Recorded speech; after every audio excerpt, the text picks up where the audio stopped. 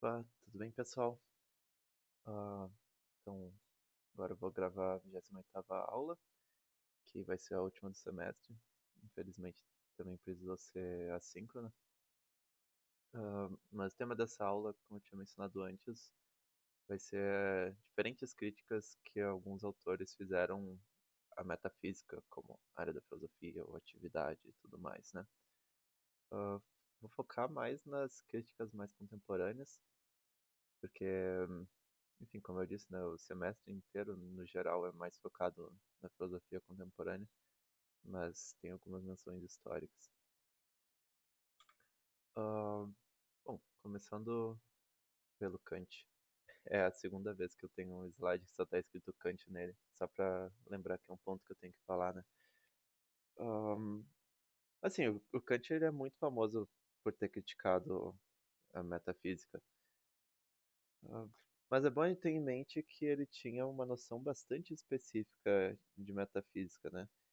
Que era uma metafísica que estava sendo feita na época dele por alguns filósofos influenciados pelos racionalistas, principalmente, ahn, que ele definiu como um- uma atividade que, bom, ele não definiu dessa maneira, né? Ele disse que a metafísica é um conhecimento sintético a priori, embora ele diga que tem outros tipos de conhecimento sintético a priori, né? Ahn, Vocês já devem ter visto isso em alguma outra aula, mas sintético quer dizer basicamente que não é analítico. Analítico é aquilo, tem mais de uma definição, mas a definição mais segura é aquilo cuja negação é contraditória. O conhecimento, sim, digamos, ah, o A, A implica B, logo B, isso é algo analítico. Agora, tem um livro em cima da minha mesa, isso é algo sintético, porque negar isso não implica qualquer contradição. Kant explicou de outras maneiras também, como que no analítico o predicado está contido no sujeito, de alguma maneira, enquanto no sintético não. Mas enfim, ele está dizendo que as alegações da metafísica são sintéticas, ou seja, elas dizem coisas sobre o mundo ah, que não seria contraditório negar. E ele diz também que é a priori. A priori quer dizer basicamente que pode ser justificado sem qualquer apelo a experiências particulares que a gente tenha. Ah, então, por exemplo, dizer que tem um livro na minha mesa, de novo, é algo a posteriori, porque eu não posso justificar isso sem apelar para qualquer experiência. Eu tenho que olhar para minha mesa para ver que o livro está ali em cima. Enquanto 2 mais 2 é igual a 4, é algo a priori, porque eu não tenho que. ah, não tem que. Não é justificado por apelo a alguma experiência específica. Agora, o caso da matemática, o Kant, em algum momento, alegar que também é um conhecimento sintético. 7 mais 5 é igual a 12. Seria sintético, porque o 12 não estaria contido no 7 e no 5. Mas isso é todo um outro debate. Hoje em dia o pessoal entende que a matemática é analítica. Mas enfim, ele estava dizendo que a metafísica é, é para ser um conhecimento sintético a priori. E aí pode simplesmente não entender metafísica dessa maneira hoje, né? A gente pode entender que ela não é a priori e que ela depende de algum apelo à experiência. Então, por exemplo, né, aquele debate que eu mencionei antes sobre se os objetos são infinitamente divisíveis ou se tem alguma unidade mínima dos objetos e do espaço-tempo e tudo mais, a gente pode entender que ah, a noção da escala de Planck na física, que é aquela escala mínima menor do que a qual as nossas leis físicas não parecem fazer sentido se aplicar, é uma razão, embora talvez não uma razão determinante, para acreditar que o espaço e os objetos não são infinitamente divisíveis. E não tem que dizer que a metafísica é, em essência, a priori. Ou então dizer que metafísica nos dá conhecimento. Depende exatamente do que a gente entende por conhecimento, né? Mas noções mais robustas de que, tipo, se eu tenho conhecimento de que há, então tenho certeza de que há, ou algo do gênero, aí não precisa se comprometer com isso. A gente pode entender que a metafísica simplesmente nos dá teorias sobre o mundo que são razoáveis e mais razoáveis do que as alternativas por causa de alguns argumentos que são apresentados, mas que a gente não conseguiu provar por A mais B que isso é o caso e negar todas as outras alternativas, né? Ah, mas bom, aí de dizer que é um conhecimento sintético e a priori o que a gente poderia negar hoje em dia, ele um dos principais problemas dele com a metafísica que era feita naquela época é que ele dizia que ela ia para além de qualquer experiência possível. E ele diz que é essencial para o conhecimento a junção de tanto de conceitos quanto de intuições. E daí intuições seria a parte que é relacionada à nossa experiência e tudo mais. Tem aquela frase que todo mundo adora repetir que intuições sem conceitos são cegas, conceitos sem intuições são vazios. E daí ele diria que, por exemplo, um conhecimento metafísico sobre o mundo como totalidade, ou sobre Deus, estaria para além de qualquer experiência possível, então não teria uma intuição, então não seria algo que a gente pode ter conhecimento. A gente teria que acreditar, por exemplo, na existência de Deus por fé. Ahn, e daí, bom, talvez alguém pudesse questionar se tanto conceito quanto intuição são necessários para todo tipo de conhecimento. Kant tem uns argumentos a favor disso na questão da razão pura, mas que eu não vou saber reformular, porque eu não sou especializado em Kant, e mesmo os livros mais introdutórios, no geral, meio que apresentam que para ele as duas coisas são necessárias para o conhecimento, mas não entram nos detalhes mais esmiuçados dos argumentos da crítica da razão pura a favor disso, até porque eles muitas vezes são um pouco obscuros, e os intérpretes mesmo discordem exatamente sobre eles. Mas tá, a gente tem aqui o Kant como um exemplo histórico bem famoso de alguém que criticou uma noção de metafísica, pelo menos. Tem também o positivismo lógico. Esse, com certeza, vocês vão ver com mais detalhes em filosofia contemporânea com Paulo Faria. Ah, mas, assim, de modo geral, o positivismo lógico acreditava que as proposições que fazem sentido são aquelas cuja verdade advém do sentido dos termos, ou seja, as proposições analíticas, e daí a gente tem as proposições da lógica, e eles colocavam também as proposições da matemática, ahn, e tautologias e tudo mais, e proposições que podem ser verificadas pela experiência. Daí, por exemplo, meu livro está em cima da mesa, pode ser verificado ahn, observando a mesa e tudo mais. O, esse é o verificacionismo famoso deles, que o sentido de uma proposição é o método de verificação e tudo mais. E eles entendiam que as proposições da metafísica, entendidas de uma maneira geral, não se encaixam em nenhuma dessas duas coisas. Não tem como tu verificar empiricamente, ah, digamos, se Deus existe, também a existência de Deus não é uma verdade lógica. Então, simplesmente não faria sentido. É uma proposição que não tem, digamos, significado. Eles diziam que a metafísica estava mais próxima da poesia do que da ciência ou da lógica, ou algo do tipo. E eles diziam, claro, né? A gente pode negar isso dizendo que não, para uma proposição ser sentido não precisa ser esse critério tão estrito deles.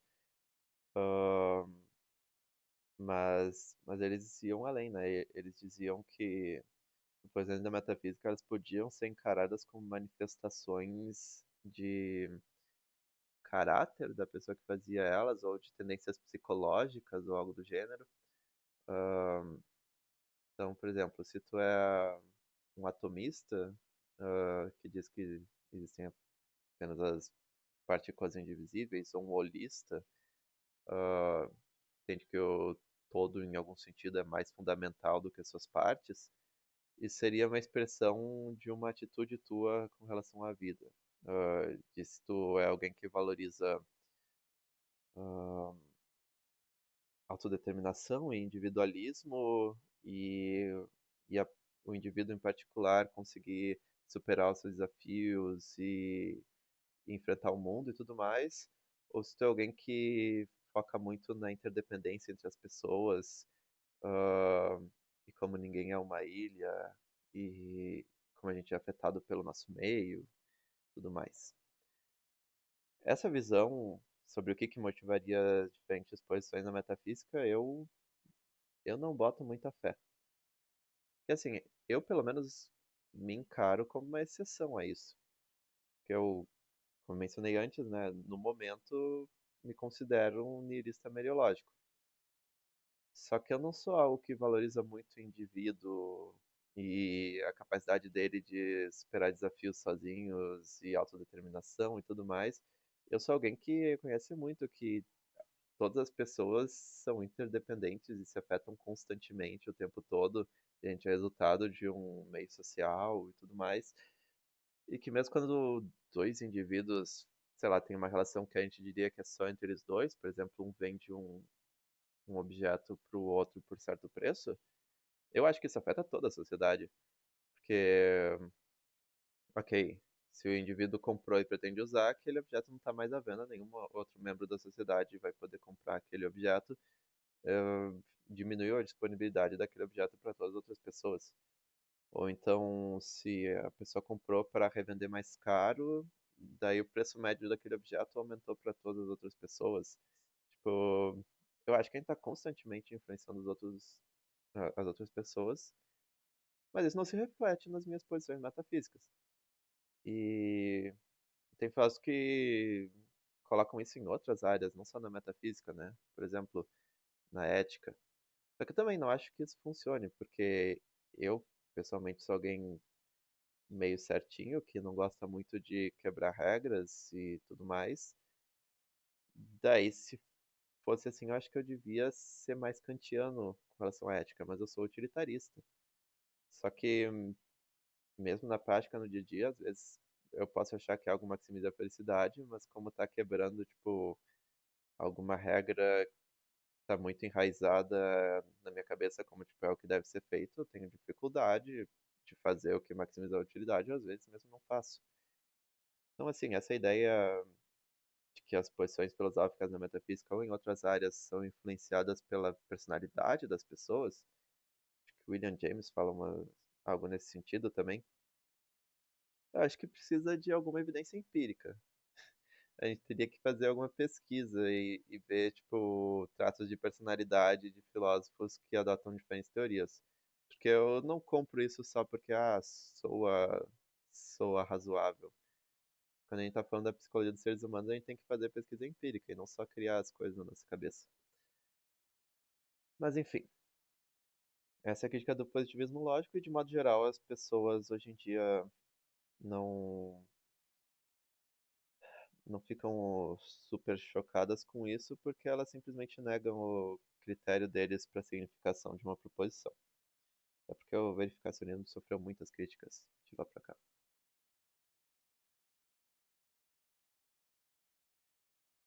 Daí, ok, a gente tem a filosofia da linguagem ordinária, que eu mencionei em outra aula também, que foi influenciada pelo segundo Wittgenstein. E daí aqui, enfim, não é necessariamente uma crítica só à metafísica, né? Eles tinham uma crítica à noção de problemas filosóficos num geral. Eles achavam que eles advinham de confusões linguísticas quando a gente usava termos fora do contexto usual deles, e que se a gente analisasse bem o sentido dos nossos termos e como a gente usa eles, e em que contextos os problemas filosóficos de alguma maneira se dissolveriam por conta própria. Então, digamos, uma pessoa ela tem livre-arbítrio ou não? Daí a gente analisa quando a gente diz que a pessoa tem livre-arbítrio, né? Ah, que a pessoa agiu de maneira livre. Daí, ok, se ela tá presa na prisão e não consegue fazer o que ela quer, não é o momento que a gente diria que essa pessoa é livre. Agora, se ela quer fazer alguma coisa e nada externo impede ela e ela faz, daí é comum a gente dizer que essa pessoa agiu livremente. E daí isso meio que. ah, Claro, não é tão simples assim a análise deles do caso do livre-arbítrio, mas só para dar um exemplo. Algo nesse sentido poderia ser tudo que a gente tem para saber sobre essa questão. E seria uma confusão a gente querer uma resposta a mais. Bom, ah, é outro movimento que, embora tenha filósofos hoje em dia que foram influenciados por ele, ah, tentando lembrar o nome de um agora que está na minha cabeça, eu sempre esqueço o nome dos autores, embora eu lembre outras coisas deles. Stanley Cavell. ah, Teve alguma influência da filosofia da linguagem ordinária. Embora tenha autores influenciados por eles, de modo geral, as pessoas não acreditam mais tanto nisso porque parece que essas análises do nosso uso comum dos termos não conseguiu dissolver todos os problemas de uma maneira que todo mundo concordasse. Inclusive, uma crítica comum é que focavam tanto no uso dos termos que pareciam estar ignorando as coisas em si, que é o que os filósofos no geral estariam preocupados, né? Mas enfim, só para mencionar que a outra outra tradição que fez uma crítica à metafísica como uma atividade ah, recompensadora, ou que faz sentido, ou algo do gênero. Aí, ok, passando aqui para as críticas mais contemporâneas, né? Tem algo que eu mencionei na aula de niilismo, mas acho que eu não adentrei muito, vou mencionar mais agora, que a Karen Bennett, ela tem uma crítica num artigo que eu li já faz tempo para o TCC, que não é a metafísica como um todo, mas é alguns debates metafísicos. Quer dizer que eles ah, simplesmente os dois lados do debate têm certas vantagens teóricas e que a gente tem que escolher entre eles simplesmente pelo que a gente prefere como virtudes teóricas, mas não tem como mostrar que um lado está certo e o outro lado está errado. Meio que como se a gente tivesse duas teorias científicas e as duas explicam igualmente bem a evidência, mas uma digamos, mais, mais simples, ou apela para menos leis, ou tem uma matemática mais bonita, e daí a gente vai preferir uma do que a outra.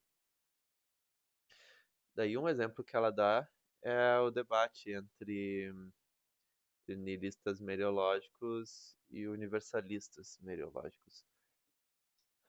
Ela diz, né, o niilista ele vai ter uma vantagem na questão da ontologia, porque ele vai reconhecer muito menos objetos do que o universalista.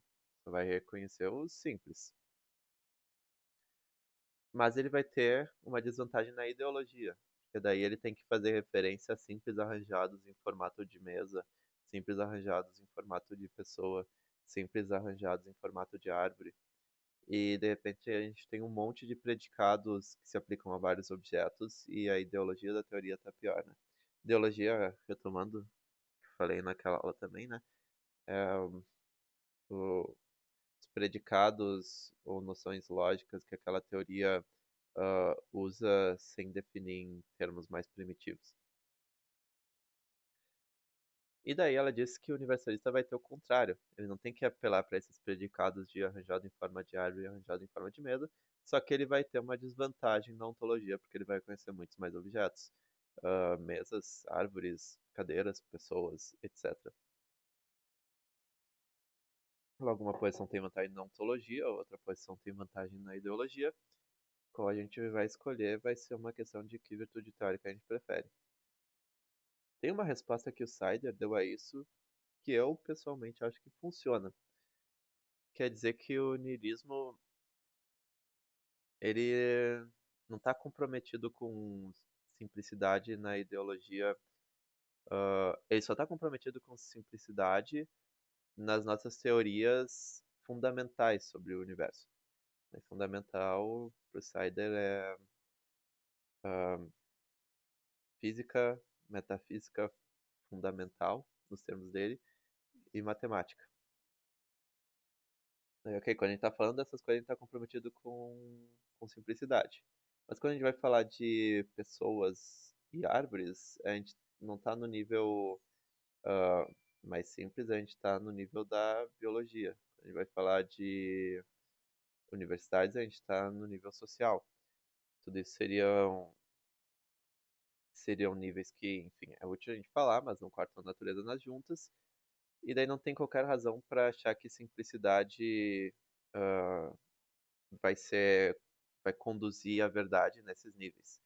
Pelo contrário, pode ser que para a gente ser conduzido à verdade no caso da sociologia, a gente vai precisar de teorias muito complexas e não de coisas extremamente simples, né? Porque essas, de modo geral, não vão estar de acordo com a nossa experiência. Se a gente tiver uma teoria muito simples de ah, aumentou a pobreza, aumentou o crime na mesma proporção.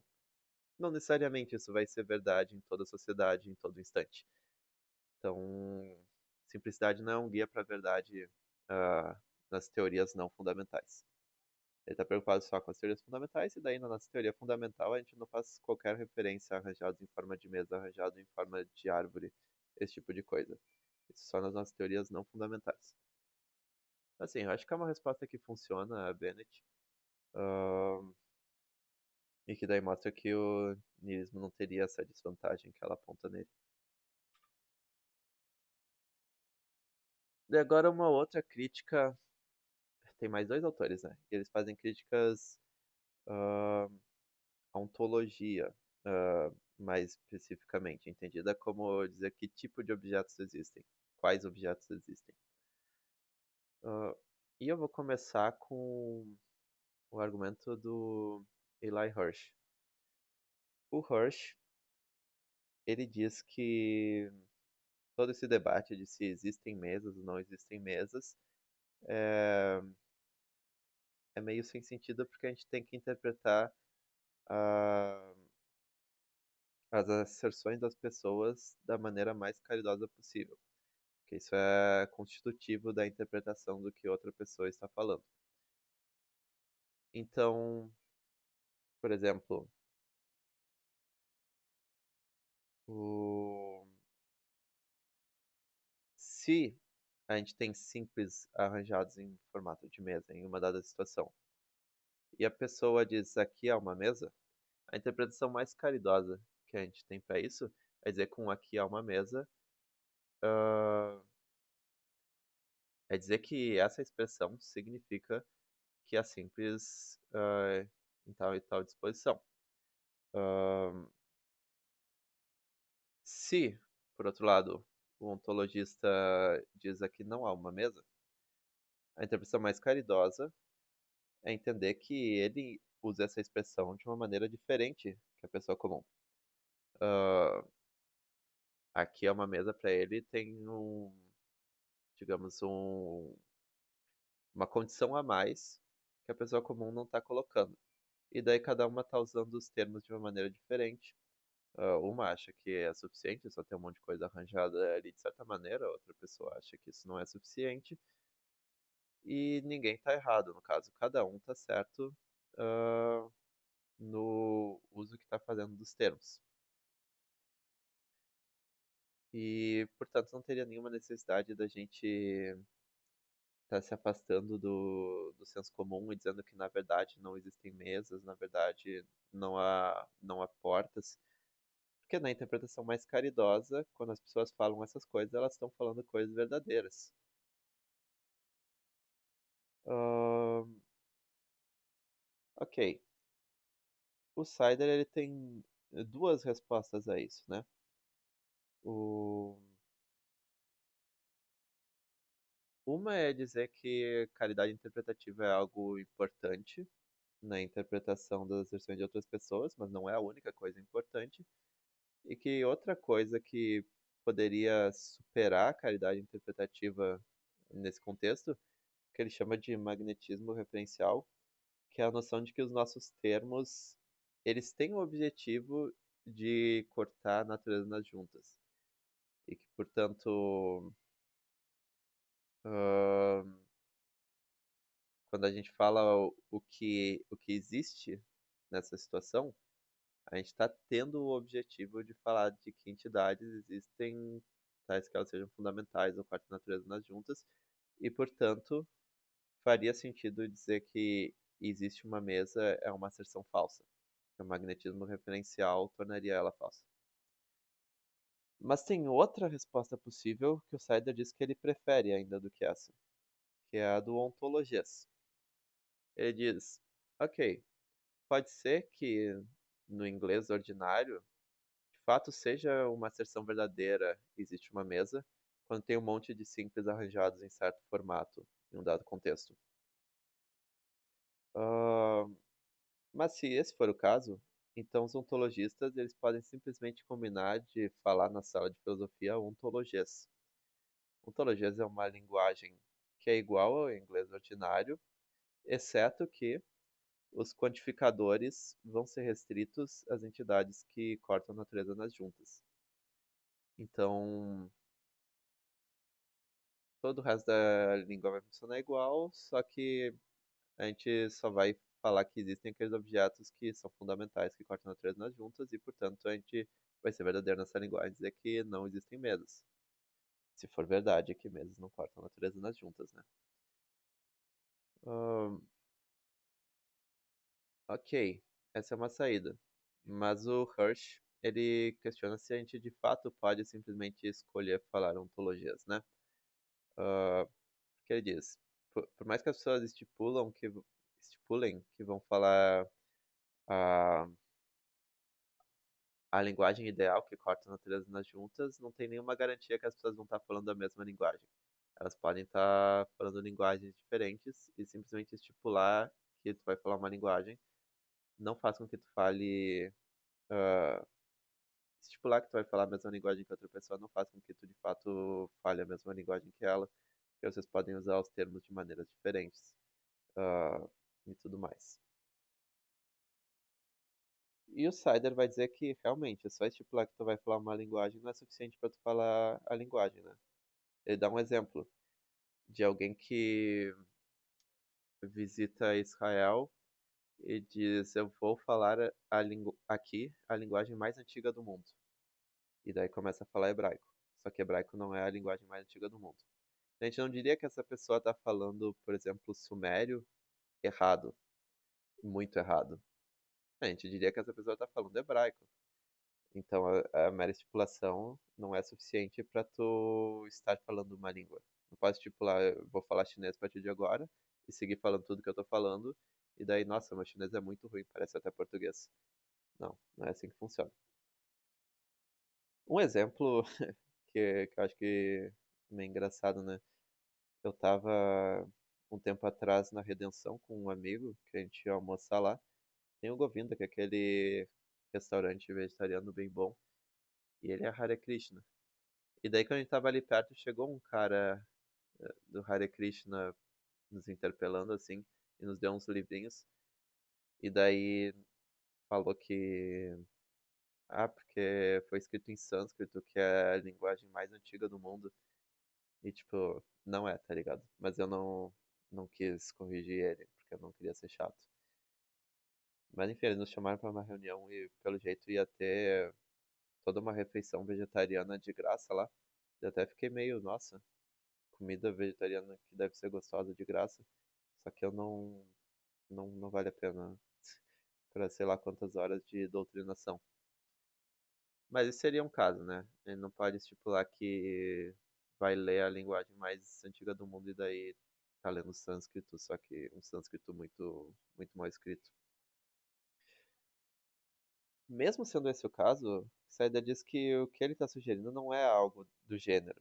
De dizer, eu vou falar tal língua e daí, tipo, falar algo completamente nada a ver. O que ele está dizendo é algo que parece ser muito possível que a gente faça, que é simplesmente restringir o escopo dos nossos quantificadores em certos contextos. E a gente já faz isso. Em alguns contextos a gente restringe o escopo dos nossos quantificadores. Ele está pedindo que a gente restrinja para apenas as entidades que cortam a natureza nas juntas. Então não parece que é algo que está para além dos falantes de inglês falar ontologias por estipulação. E de fato, ele diz que os cientistas fazem isso constantemente. Ah, eles constantemente deixam de lado a qualidade interpretativa para ligar para aquilo que corta a natureza nas juntas. Por exemplo, né?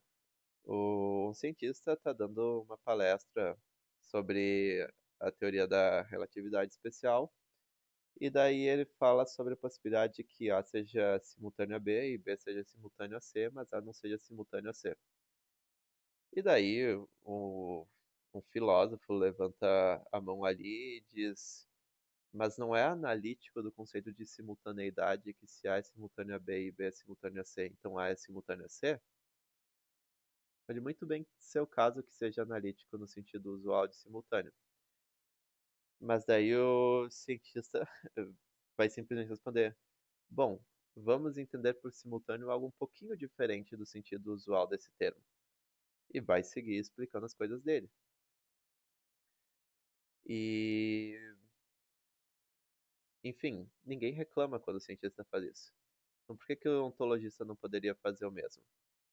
E daí se o sentido, se na linguagem ordinária fosse verdadeiro dizer que há mesas, dadas certas condições, por que, que o ontologista não pode se afastar da linguagem ordinária para tentar falar sobre coisas que cortam três nas juntas? Então, eu acho que essa resposta do Sider funciona. Mas aí tem um outro argumento do Hirsch, ah, que ele de novo tenta responder, né? É o seguinte, o Hirsch tenta dar um argumento para dizer que. Vamos primeiro definir o que é o 4Ds, né? É a linguagem ah, cujas proporções são verdadeiras, ah, se as proporções dela descrevem uma realidade em que o universalismo mereológico e, e o quadridimensionalismo são verdadeiros. Então, por exemplo, né? Segundo o universalismo mereológico e o quadridimensionalismo, ah, segundo o universalismo mereológico, qualquer conjunto de objetos vai compor outro objeto. O quadridimensionalismo diz que ah, o na verdade, espaço e tempo não são fundamentalmente diferentes. O tempo é uma quarta dimensão, do mesmo estilo que as outras do espaço que a gente está acostumados. E daí, objetos estendidos ao longo do tempo, na verdade, têm partes temporais. E daí, somando essas duas teses, a gente teria, por exemplo, que existe um objeto que sou eu espalhado, eu como um objeto quadridimensional espalhado ao longo da minha vida. Ou então vai ter um objeto que é composto pelo meu braço esquerdo uma hora atrás e Júpiter daqui a 100 anos, que é se tu juntar o quadridimensionalismo com o universalismo mereológico, tu vai ter esses objetos. Daí o 4Ds é a língua em que é verdadeiro dizer essas coisas. É verdadeiro no 4Ds dizer que existe um objeto composto pelo meu braço esquerdo uma hora atrás e Júpiter daqui a 100 anos, pelo fato de que uma hora atrás eu tinha um braço e Júpiter vai existir daqui a 100 anos. Então é uma língua que se afasta do, do inglês ordinário. Vai ter várias alegações verdadeiras que no inglês ordinário seriam falsas. O argumento do Hirsch vai ser para mostrar que, dado algumas premissas muito razoáveis, vai ser verdadeiro em inglês, dizer que o 4Ds não é alinhado. Alinhado quer dizer que ele está, digamos assim, respeitando as juntas da realidade e tudo mais. Ahn, e daí, enfim, quando alguém vai argumentar a favor do 4Ds, a pessoa vai estar falando em inglês. Então ela seria obrigada a dizer em inglês que essa é uma linguagem que não respeita as juntas da realidade e tudo mais. E isso vale, obviamente, para qualquer outra linguagem de uma metafísica revisionista. A gente teria que sempre dizer em inglês que essas linguagens não são alinhadas à estrutura da realidade. Qual que é o argumento? Bom, não reparem aqui que os símbolos não estão todos do mesmo tamanho ou perfeitamente alinhados.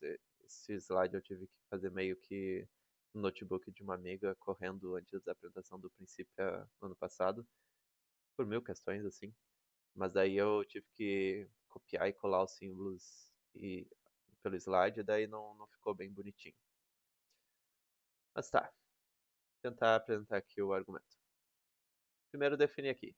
S de φ significa que φ é um fato da estrutura quantificacional do mundo. Estrutura quantificacional do mundo, bom, esse termo de arte de ontologistas, né? Mas meio que a ideia de que, de fato, na estrutura do mundo é o caso que φ. Primeira premissa. Não existe um objeto que é espalhado. E daí aqui para deixar mais claro, né? Espalhado é esses objetos que o quadridimensionalismo somado com o universalismo mereológico reconheceriam e que o senso comum não reconheceria. Porque quando eu apresentei no princípio ano passado, eu não defini muito bem, as pessoas acharam, tipo, não, mas pode ter objetos espalhados, por exemplo, um conjunto de cartas. Mas não estou falando desses objetos ordinários que seriam espalhados em um sentido. Eu estou falando especificamente desses que só o quadridimensionalismo unido com o universalismo mereológico reconheceriam. Daí tá, não existe um objeto desse tipo, que é espalhado nesse sentido. Isso é uma premissa que é para ser verdadeira no inglês ordinário, que a gente não diria na linguagem ordinária que esses objetos existem. Outra premissa. Existe um objeto que é espalhado, se e somente se é um fato da estrutura quantificacional do mundo que existe um objeto que é espalhado. Pareceria ser definicional. De 1 e 2 a gente tira, não é um fato da estrutura quantificacional do mundo que existe um objeto que é espalhado. Ok. Premissa 4. Existe um objeto que é espalhado, é verdadeiro em 4Ds. Premissa que parece que a gente pode comprar. Se existe um objeto que é espalhado, é verdadeiro em 4Ds e 4Ds corta nas juntas, então é um fato da estrutura quantificacional do mundo que existe um objeto que é espalhado. Me parece uma premissa ok, né? 4Ds está cortando nas juntas, então o que ele diz que é verdadeiro é um fato da estrutura quantificacional do mundo. Mas de 3,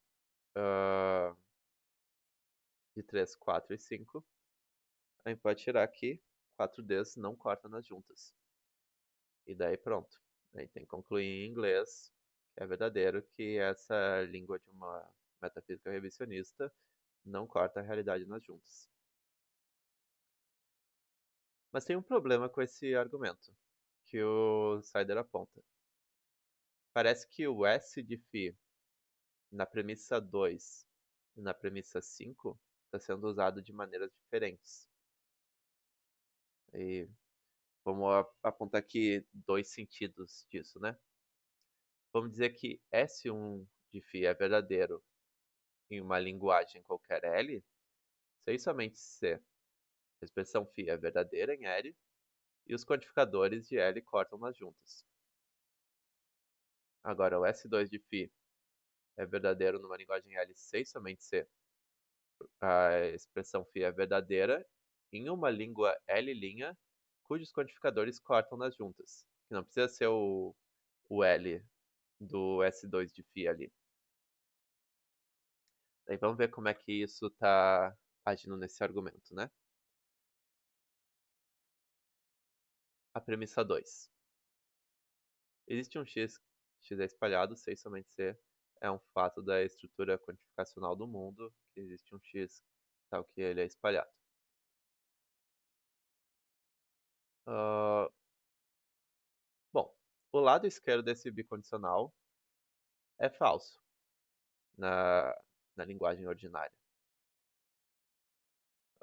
que é a linguagem que está sendo usada para apresentar esse argumento.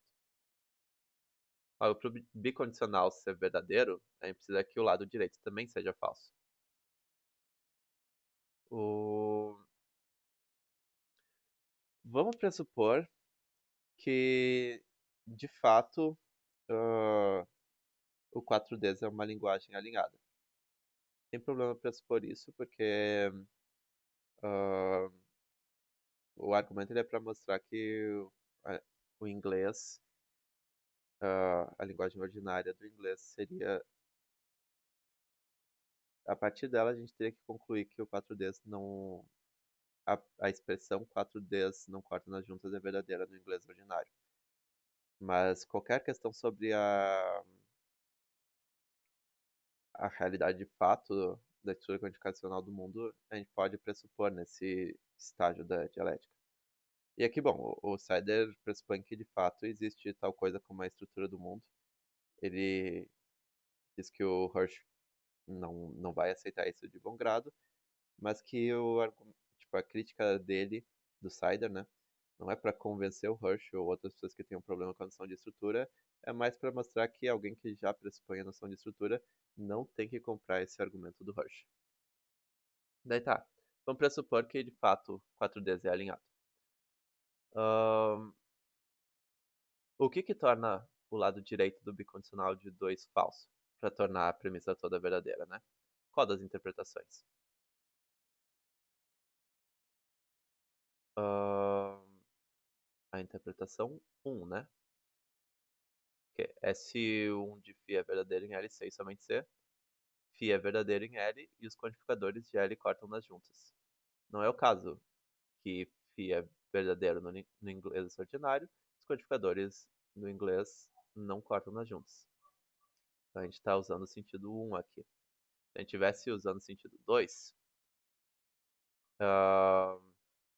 então a direita ia ser verdadeiro, porque φ vai ser verdadeiro numa língua L', no caso 4Ds, cujos quantificadores cortam nas juntas. E o lado direito sendo verdadeiro e o esquerdo falso, então a premissa seria falsa. Então, ok. Para a premissa 2 ser verdadeira, a gente tem que usar o sentido S1. Agora vamos ver a premissa 5. Se A um x tal que x é espalhado é verdadeiro em 4Ds e 4Ds corta nas juntas, isso, pela nossa pressuposição, é verdadeiro, né? Então o antecedente é verdadeiro. Então, S a um x é espalhado. A gente vai precisar que o consequente seja verdadeiro também, para essa premissa ser verdadeira. Mas se o S aqui estiver sendo tomado no sentido de S1, vai ser falso, que é o argumento e a premissa está escrito em inglês. E no caso aqui está em português, né? Mas vocês entenderam, no artigo original. E, enfim, o φ, no caso que existe um objeto que é espalhado, é falso no inglês ordinário. Os quantificadores do inglês ordinário não cortam nas juntas. Por o consequente dessa implicação ser verdadeira, a gente tem que tomar o sentido S2. S, S2 de φ é verdadeiro em inglês ordinário, se somente se φ é verdadeiro numa língua L', no caso 4Ds, cujos codificadores cortam nas juntas. Então, para a premissa 5 ser verdadeira, a gente tem que tomar o S no sentido do S2. E para a premissa 2 ser verdadeira, a gente tem que tomar o S no sentido do S1. Logo, está tendo aqui um, um jogo com ambiguidade dessa expressão de é um fato da estrutura quantificacional do mundo que tal coisa. Agora tem uma questão, né? Quando eu apresentei isso no princípio, o Pedro Merlucci, que é um cara do GT de Metafísica Analítica, é o chefe do GT, se eu não me engano. Ah, ele disse que talvez desse para questionar essa reconstrução que o Sider fez. Porque no 2 a gente tem uma bimplicação e no 5 a gente tem uma implicação. Quem disse que a melhor reconstrução é essa, em que o 2 é uma bimplicação, que é verdadeira porque os dois lados são falsos. Quem disse que não é uma implicação, ou que talvez a 5 seja uma bimplicação, né? Olha, quando eu li os textos do Hirsch, em nenhum momento ele apresentou um argumento bonitinho, assim, formalizado. É sempre texto por escrito e às vezes um pouco obscuro. Ele escreveu vários artigos sobre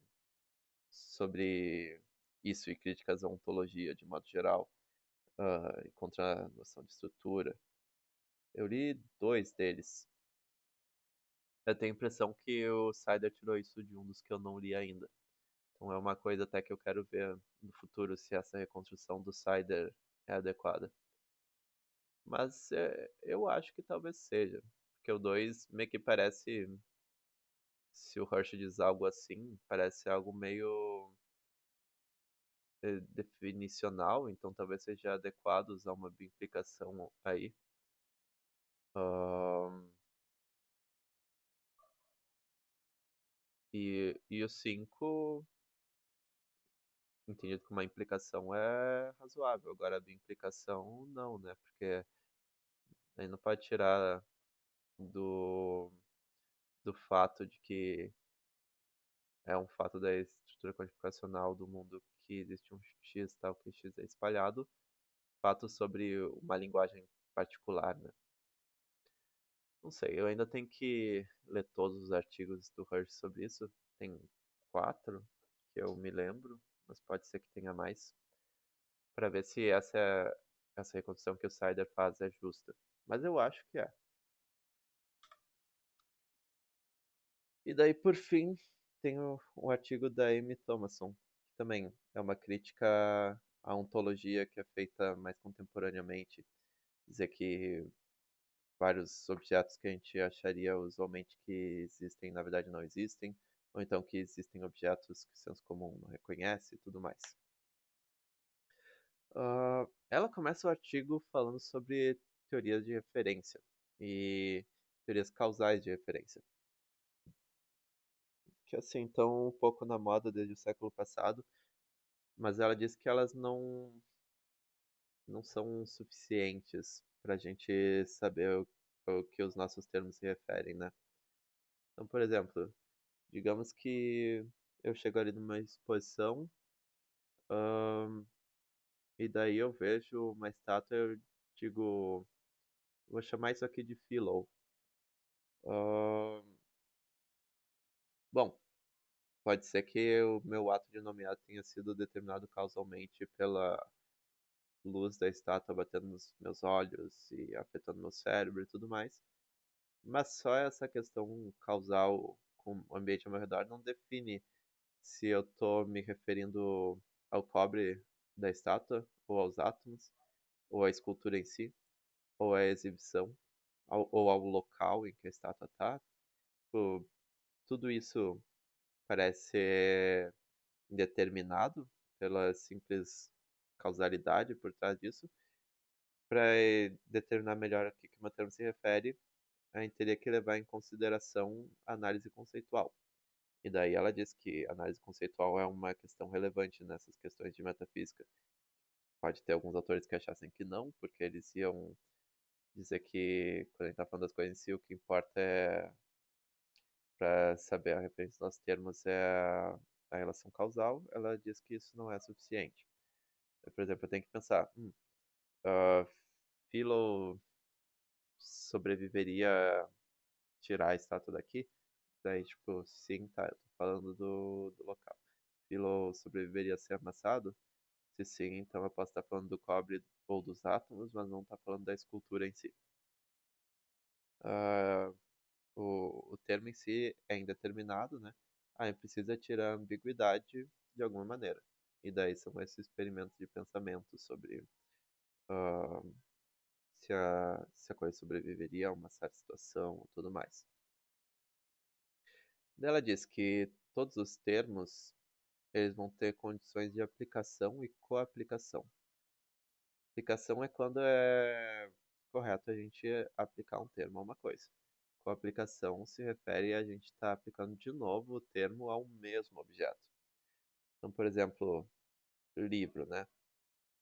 Livro, em um certo sentido, pode ser, digamos, um livro físico aqui na minha mesa, ou então pode ser aquilo que alguém escreveu e que daí está representado por vários livros físicos ou mesmo versões digitais e tudo mais. Então, tanto a versão física quanto a digital ah, são condições de aplicação correta para o termo. Agora, para eu coaplicar o termo no objeto, daí as condições são diferentes, né? Ah, por exemplo, o... para dizer que esse é o mesmo livro que estava aqui em cima da minha mesa, se, se ele trocou de lugar, mas ainda está inteiro, isso é suficiente para eu coaplicar o termo nesse sentido que eu estou falando do livro físico. Ah, mas, por exemplo, se o livro físico aqui que eu tinha foi queimado, e daí alguém me manda o PDF de uma versão digital, não posso, nesse sentido, coaplicar o termo e dizer, tipo, oh, meu livro está aqui. Só que daí, em outro sentido, eu posso aplicar o termo. Ah, esse outro sentido poderia ser coaplicado se, por exemplo, sei lá, as palavras não fossem trocadas, mesmo que seja outra mídia, ou então fossem trocadas bem pouco. Mas daí se eu tenho o livro físico e daí eu faço uma nova edição, mas eu troco muito do livro, pode ser que seja até incorreto coaplicar o, o termo, mesmo nesse sentido que não liga para substrato físico, né? Enfim, o importante é que os nossos termos, eles têm condições de aplicação e coaplicação. E daí muitas vezes se usa o termo sortal para isso, né? O sortal é um sort of thing, é um tipo de coisa. Então, ela diz que sortais como livro, pessoa, mesa e tudo mais, sempre tem uma condição de aplicação, dado em um certo contexto, e também umas condições de coaplicação. E daí, por causa disso, ela é dali em diante no artigo, ela se refere às vezes a sortal, mas que o relevante disso, diz ela, é só para ter em mente que é o tipo de coisa que tem condições de aplicação e coaplicação. E daí, bom, as condições de aplicação e coaplicação às vezes são vagas. Então, por exemplo, fizeram uma nova edição de um livro, mas mudaram uma palavra. É o mesmo livro ou não?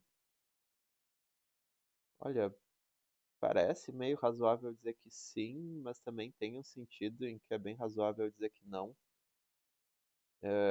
Quanto mais tu muda, fica mais razoável dizer que não, até que chega um ponto que ninguém diria que sim é o mesmo livro, porque não tem nenhuma palavra em comum, digamos. Ah, cara, não, dois livros que não tem nenhuma palavra em comum é meio difícil, mas vocês entenderam. Então, às vezes é ambíguo as condições de aplicação e coaplicação, e, portanto, simplesmente não vai ter uma resposta para se esse é o mesmo livro. Aí pode dizer, olha, esse livro aqui mudou 5% daquele outro ali. E isso é tudo que a gente tem para dizer. A gente pode dizer que, olha, eu pessoalmente acho razoável dizer que ainda é o mesmo livro, mas outras pessoas podem não achar isso. E isso é tudo que a gente tem a dizer. E daí não tem uma resposta verdadeira, objetiva, para se isso aí é o mesmo livro. Ou então para se isso aí é uma cadeira, né? Se a gente focar nas condições de aplicação em vez de coaplicação. Tem casos claros que não são, e às vezes pode não ter uma resposta para dizer se isso é uma cadeira ou não. Quando a gente tem resposta, a gente vai resolver. Daí diz ela, e aí que entra a importância da análise conceitual, usando a análise conceitual, né? Ahn, a gente vai pensar sobre em que condições a gente reaplica um termo, ahn, ou, pois é, eu coloquei coaplicação. Agora eu não me lembro se no artigo tá coapplication ou reapplication, mas a ideia é basicamente de aplicar de novo, é a mesma coisa, né? Porque eu acho que tem um slide ali na frente que eu coloquei reaplicação. Ahn, a gente vai pensar em várias situações concebíveis e ver se a gente diria que aquilo ali é uma cadeira, se a gente diria que aquilo ali não é uma cadeira. A gente vai refletir bastante, parece que é relevante se isso foi criado por uma pessoa com a intenção de que outras pessoas sentassem. Ou então a gente pode chegar à conclusão de que não. O mais importante é que de fato pessoas consigam sentar, que tenha sido criado por um, um artesão ou não. E daí assim a gente vai buscando as respostas. Mas isso quando tem respostas. Às vezes pode ser que não tenha.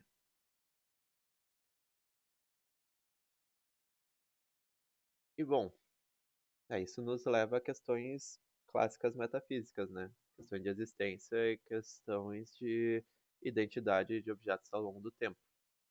Ah, dizer se existe uma coisa ou não, dizer se existem mesas, ou dizer se uma pessoa é a mesma, passado alguns anos, ou dizer se esse livro é o mesmo, qualquer coisa do tipo, seriam questões sobre como a gente vai usar os nossos termos. E daí, como a gente viu antes, né? Pode ser que às vezes não tenha uma resposta de fato. Ou, se tem uma resposta, a gente vai ver por análise conceitual. Aí alguém poderia criticar Thomason dizendo: olha, ah, ninguém consegue listar de fato essas condições de aplicação e reaplicação. Mas ela vai dizer: os falantes da língua não precisam ser capazes de listar todas essas condições, todas essas regras. Tudo que é importante é que eles consigam seguir elas. E daí, se eles não conseguirem formular, tudo bem. Porque muita gente segue ah, regras sociais sem conseguir formular exatamente elas. Ah, ok, a gente vai ter algumas questões que não têm resposta, mas a gente pode tornar nós termos mais precisos para alguns certos propósitos. Então, por exemplo, não tem uma resposta exata sobre se essa pessoa é a mesma que aquela outra pessoa. Só que, digamos, para fins jurídicos, a gente pode precificar os nossos termos e dizer, olha, uma pessoa é a mesma que a outra se tem uma continuidade corporal. E daí, tom- pressupondo que continuidade corporal não é uma questão problemática, né? E daí tanto faz se ela tem memória ou não. É, ok. A gente tornou os nossos termos mais exatos para um certo propósito.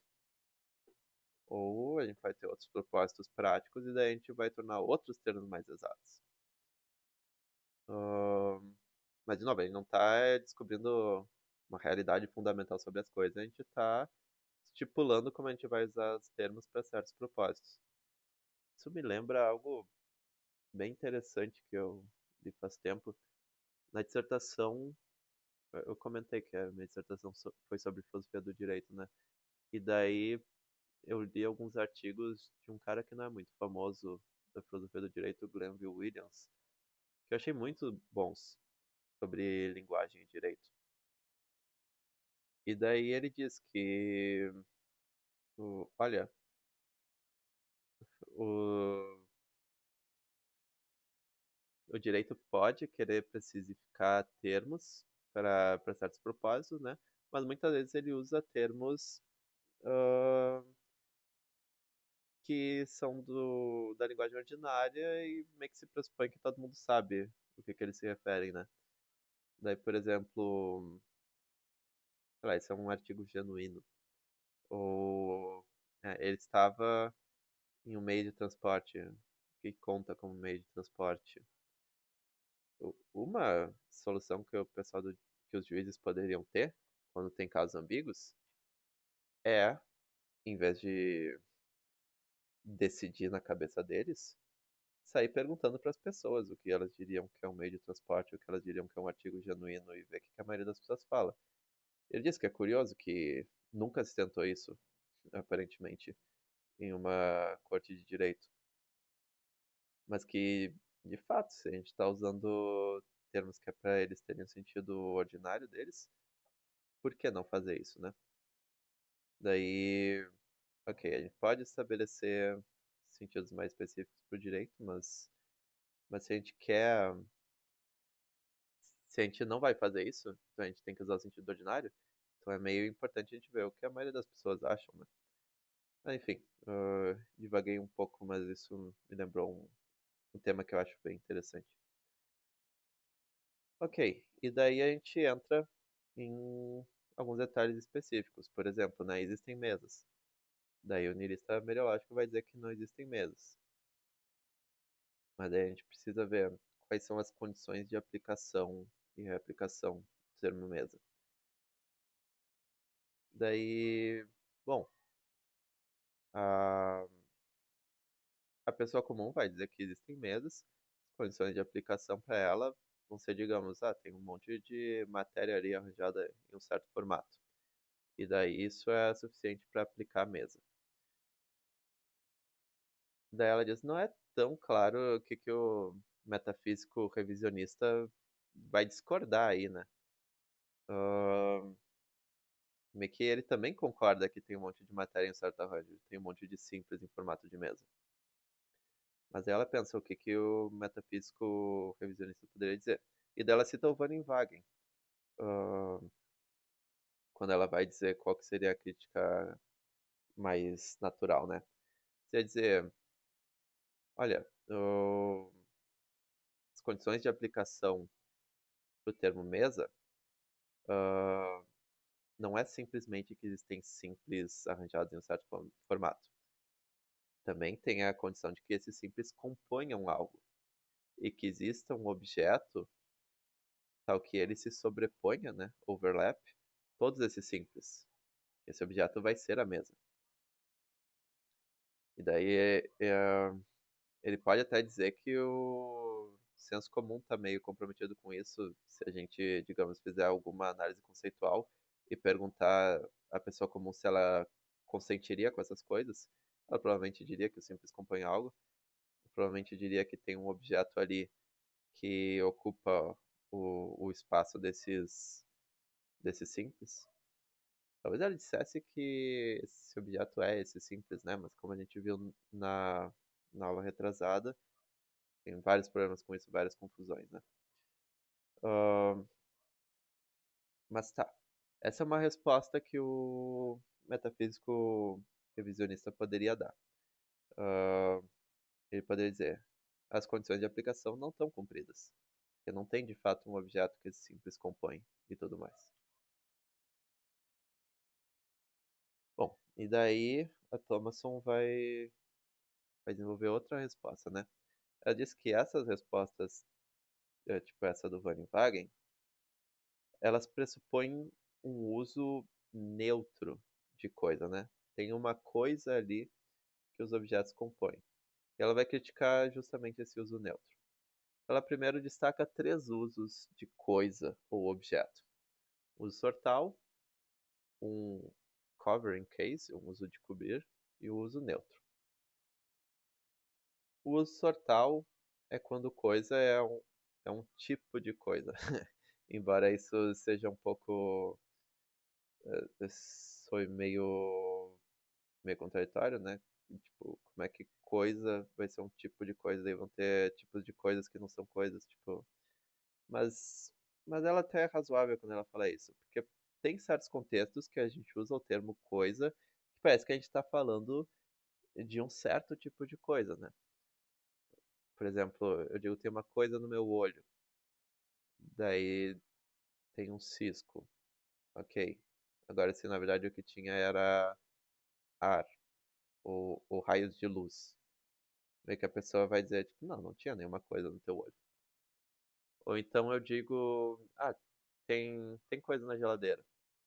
Só que a gente abre e daí só tem ar, ou só tem um cisco.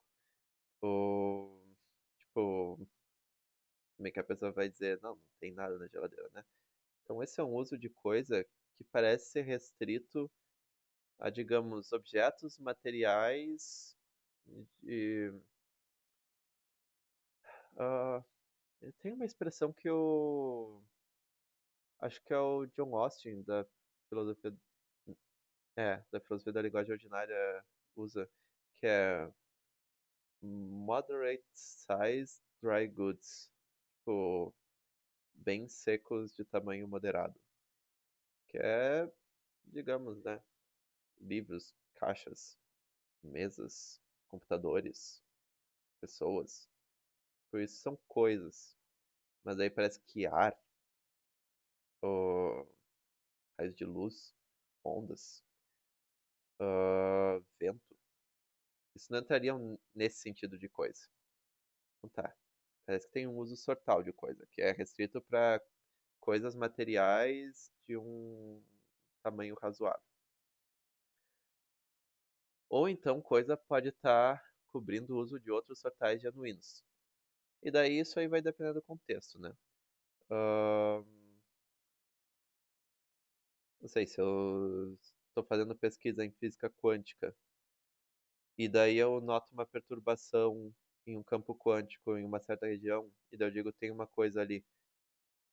Eu vou estar falando de partículas subatômicas. Ou quando eu falo, de novo, no caso da geladeira, se eu digo tem coisa na geladeira, coisa vai estar substituindo o sortal de comida ou bebida, alimento. Ah, ou coisa pode se referir, digamos, ah, entregaram uma sacola lá pro orfanato cheia de coisa. Provavelmente vai estar se referindo a objetos materiais como brinquedos ou roupas ou essas coisas. Mas ele não vai estar se referindo a, digamos, a poeira que está dentro da sacola, né? Então, coisa também pode ser usado para substituir algum outro sortal genuíno. Beleza. Agora, o uso neutro é um uso que é para ser independente disso tudo aí. Ele se aplica a tudo e não está cobrindo o uso de qualquer outro sortal. É o uso mais amplo. E isso que ela questiona, que ela diz que esse uso ele não teria condições de aplicação. Portanto, a gente não poderia dizer quando tem uma coisa, quando não tem uma coisa em uma certa situação, né? Porque, de modo geral, essa posição do Van Wagen e de outros filósofos, ela é apresentada como uma questão de quantas coisas tem num dado contexto, né? Só tem as partículas simples ou tem uma coisa a mais, que é a mesa. E daí ela diz que esse uso neutro de coisa não tem condições de aplicação. Ahn, e daí, assim, é aqui que eu discordo um pouco mais dela. Que eu acho que tem condições de aplicação. O termo se aplica quando tem uma coisa ali. Não se aplica quando não tem uma coisa. E daí, tipo, alguém pode dizer, ah, bom, tu usou o termo coisa na tua resposta, né? Mas ela mesma não vê um problema nisso. Ela diz que tá tudo bem o termo ser primitivo, né? Porque ela já prevê uma resposta que podem dar a ela. A coisa é um termo tão básico que tem que ser primitivo. Mas ela diz, não precisa ser o caso que tenha que explicar o termo usando noções mais fundamentais, mais primitivas, sem usar o termo. Porque ela reconhece que às vezes a gente não vai conseguir fazer isso com todos os sortais ou algo do tipo, né? Ahn, o importante é a gente saber quando usar o termo. Que a gente tenha masterizado esse uso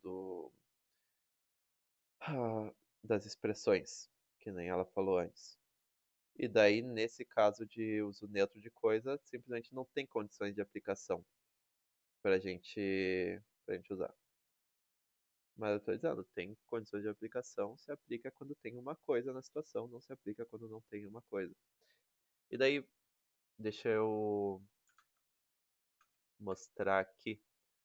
O trecho, ela não desenvolve tanto, porque aqui não tem condições de aplicação, mas ela fala em um trecho o seguinte: coisa e objeto no uso neutro não devem ter condições de aplicação, pois, como vimos, se tivessem, isso ameaçaria transformar os debates sobre se há ou não uma coisa em meras disputas verbais baseadas em diferenças de condições de aplicação que cada disputante associa com o termo, ou simples debates factuais sobre se as condições associadas são ou não cumpridas. Eu não acho que isso seja um problema. Porque, tá, pode ser que eu esteja usando coisa no sentido neutro, que se aplica sempre que há uma coisa ali. Pode ser que o meu oponente esteja usando coisa no sentido para se referir, por exemplo, a coisas materiais. E daí, sim, de fato, é uma disputa meramente verbal. A gente tá, aquela expressão em inglês, talking past each other, porque a gente não tá querendo dizer a mesma coisa.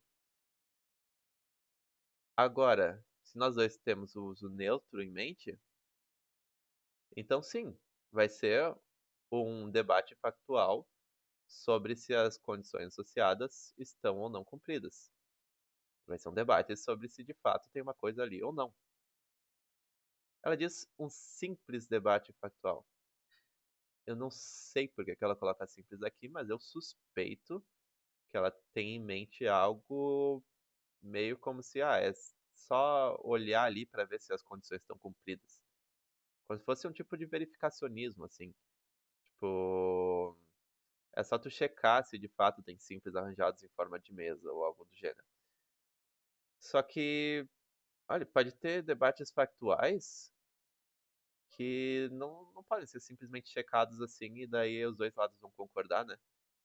Eu posso sustentar que é um debate factual se o simples compõe ou não uma mesa e que as duas posições no debate são completamente compatíveis com as experiências que eu tenho. E daí eu vou ter que apelar para argumentos filosóficos mais sutis sobre simplicidade de teorias, ah, simplicidade ideológica, como o Sider fala naquela aula que a gente viu sobre o niilismo mereológico, e que apesar de ter argumentos a favor de uma posição ou de outra, eu não consigo provar simplesmente para outra pessoa que a minha posição está correta e ela vai ser obrigada a concordar. Então, assim, eu acho que o problema aqui é que ela acha que parece para mim que ela está achando que se é um debate factual sobre se as condições associadas são cumpridas, tem que ser uma simples questão empírica, assim. Que a gente vai lá e checa. Mas não necessariamente, né? Pode ser um debate factual que não é simplesmente resolvido assim. Ahn, tá, e aqui tem outro ponto que se eu tivesse na aula presencial eu usaria o quadro, mas não tô. Então vou ter que mostrar de novo uma parte do artigo, né? Ahn, que ela disse que poderiam responder ela dizendo, bom, o ontologista ele pode deixar de lado a linguagem ordinária e as condições de aplicação de termos nela e simplesmente usar uma linguagem formal, né? E usar o sinal de identidade para dizer que um certo objeto existe. Por exemplo, a gente tem aqui um x tal que x é igual a x. Isso significa basicamente x existe. Ahn, e tá, a gente poderia tentar reescrever ah, alegações essenciais nessa linguagem formal para evitar esses problemas da linguagem ordinária. Só que a resposta da Thomason eu acho que é boa, né? Que a linguagem formal ela é baseada na linguagem natural. quando a gente vai definir aquele ezinho virado, a gente diz que ele significa existe um objeto, uma coisa X, tal que, e daí vai lá o predicado, e daí x igual a x, tipo, existe uma coisa que é idêntica a si mesma. Só que se tem um problema com esse coisa neutro na linguagem ordinária, esse problema vai ser transferido para a linguagem formal, na medida em que a linguagem formal é baseada na linguagem natural. O... Aqui. Ué, por que, que o último slide não está mostrando certinho? Bom, ahn, tá. Ela menciona de novo aquela resposta que o Sider apresentou contra o Eli Hirsch, quer dizer que as juntas da natureza poderiam estar atraindo o sentido dos nossos quantificadores. Por exemplo, se a gente pressupõe que aquele magnetismo referencial, que as pessoas, quando dizem coisas que existem, têm o objetivo de estar cortando nas juntas e tudo mais. E ela diz que, bom, responder a isso seria muita coisa para aquele artigo, mas que ela acredita que essa resposta também está pressupondo um uso problemático da noção de neutra de coisa. E daí, bom, eu só acho que não tem algo de problemático nesse coisa neutro aí. Ahn, mas ela conclui dizendo que o trabalho do metafísico fica sendo o seguinte: fazer análise conceitual para determinar as condições de existência, identidade e persistência dos objetos. E daí a gente vai ter que fazer experimentos de pensamentos ou então conversar com as pessoas para determinar quando a gente tem o mesmo livro, quando a gente tem a mesma pessoa, quando a gente tem uma mesa e tudo mais. E ela diz que isso ainda permite que tenha um espaço para a chamada metafísica revisionária, né? Que o Strawson, que é outro cara da filosofia da linguagem ordinária, ele fez uma diferenciação entre metafísica descritiva e metafísica revisionária. Descritiva meio que explica o nosso aparato conceitual metafísico do senso comum ordinário da nossa linguagem. E a revisionária, ela se afasta disso e daí busca algo que melhor represente a realidade. E daí, portanto, a gente vai negar objetos ordinários. Ou, sei lá, a gente vai fazer referência a mônadas, que não são objetos da linguagem ordinária. Ela diz que tem um espaço para metafísica revisionária, enquanto aquela atividade que ela mencionou antes de sugerir mudanças de conceitos.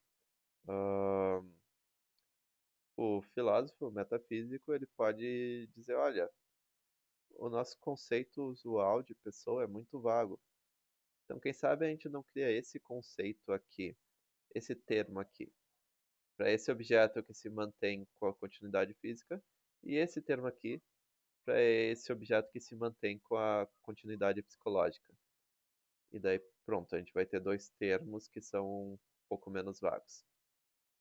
E daí, ok, essa é a tarefa do metafísico revisionário. E lá no final do artigo, ela ela menciona rapidinho que resposta ela daria para daí os debates se existem ou não pessoas, né? Ela diria que, olha, existem simples arranjados em formato de pessoas, as condições de aplicação do termo pessoas foram cumpridas, logo existem pessoas. E daí eu diria aquela mesma coisa que o Van Wagner disse. Olha, parece que, fazendo análise conceitual, né? Parece que a gente tem que ainda acreditar que esse simples compõe algo e que existe um objeto que sobrepõe a todos esses simples, que tem alguns predicados que não se aplicam simplesmente para esse simples. Ah, e daí daria para negar que esse objeto existe. E daí sim, eu estaria fazendo uso desse, dessa versão neutra do termo coisa, mas eu não vejo problema nesse uso. E a razão dela para acreditar que esse uso não tem condições de aplicação não me convenceu pelas coisas que eu mencionei antes. Mas enfim, é isso. Com isso a gente finaliza as aulas do semestre. Vou mandar o link aqui por e-mail e mencionar umas outras coisas sobre o final do semestre, umas combinações e tudo mais. Mas, obrigado, pessoal.